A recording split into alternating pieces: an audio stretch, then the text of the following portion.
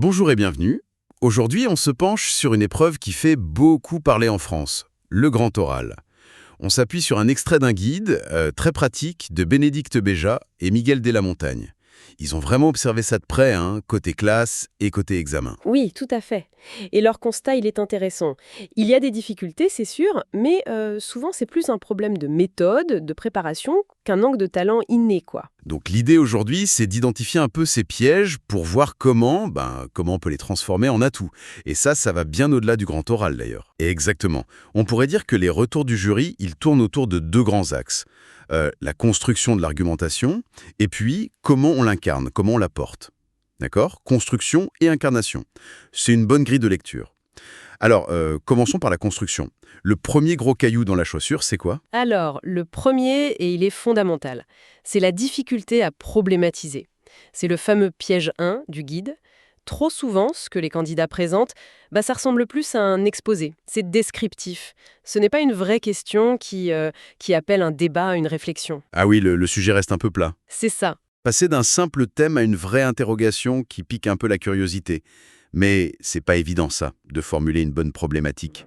On n'est pas toujours formé à ça, si. Non, c'est un vrai défi.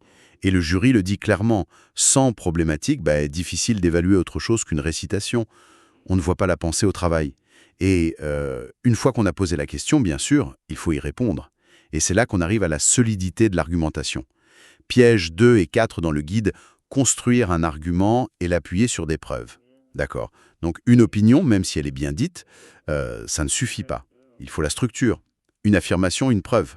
Exactement. Une preuve, ça peut être une donnée chiffrée, une étude, il cite l'INSEE, l'OCDE, un fait, un exemple précis. Et surtout, il faut que le lien logique avec la question de départ soit super clair. Sinon, comme le note le jury, la parole est un peu creuse. Oui, les connaissances de spécialité sont là, mais elles servent juste de décor en fait. Voilà, au lieu d'être le moteur de la réflexion, elles sont juste posées là. Elles doivent vraiment servir à étayer, à convaincre. Bon, admettons qu'on ait une bonne question, des arguments solides. Reste la manière de le dire. Et là, il y a cet autre écueil, l'effet récitation, le piège 3. Ah oui, celui-là, il est très courant. L'élève qui parle, mais on sent qu'il parle à sa mémoire, pas vraiment au jury. Le regard un peu dans le vide.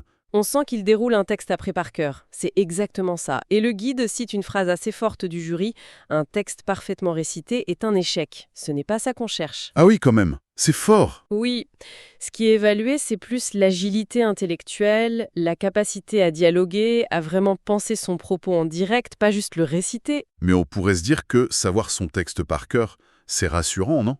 Pour le candidat. Bien sûr, ça peut rassurer, mais pour le jury, ça peut aussi être un signe que l'échange ne sera pas très authentique, pas très vivant. D'accord.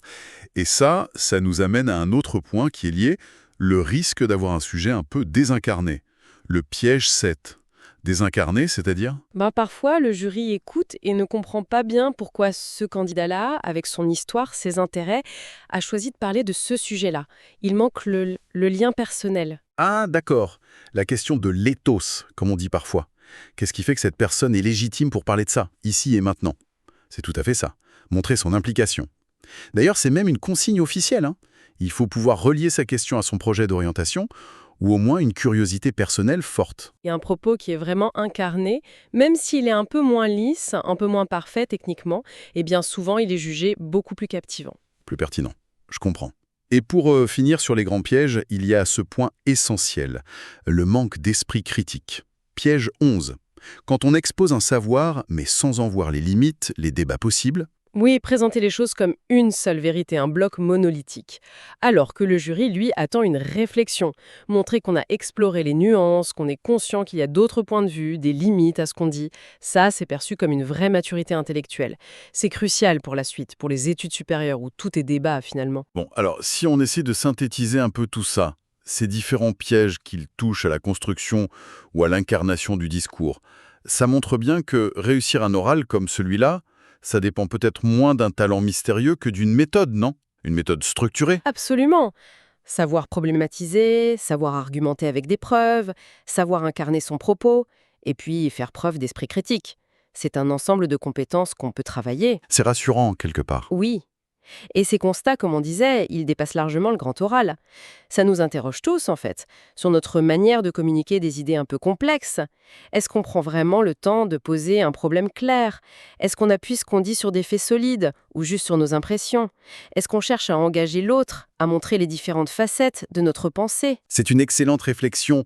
Et peut-être, pour laisser nos auditeurs avec une dernière pensée, dans nos conversations de tous les jours, même informelles, est-ce qu'on fait bien la différence entre juste informer quelqu'un et chercher vraiment à partager une réflexion qui soit construite, argumentée et peut-être un peu nuancée?